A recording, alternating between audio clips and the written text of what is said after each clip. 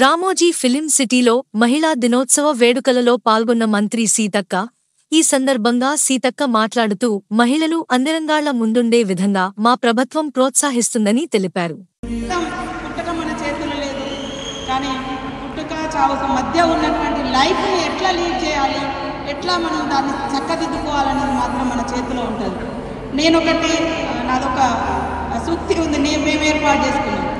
నా చిన్నతనంలో, నా బాల్యంలో, స్కూల్ డేస్లో నేను నక్సలేట్ అవుతా అనుకోలేదు, కానీ నక్సలేట్ అయ్యింది. నేను నక్సలేట్గా ఉన్నప్పుడు నేను బయటకు వస్తా, లాయర్ని అవుతా అనుకోలేదు, కానీ లాయర్ని అయ్యింది.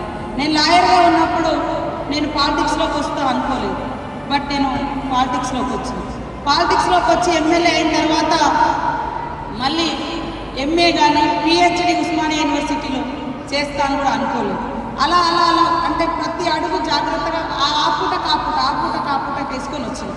కానీ ఇప్పుడు నేను ఒకటే డిసైడ్ అయిపోయినా, జ్ఞానాన్ని నేర్చుకోవడం మానుకోవద్దు, నేర్చుకున్న జ్ఞానాన్ని ప్రజలకు పంచడం మానవద్దు, శక్తి ఉన్నంత వరకు ప్రజలకు సేవ చేయడం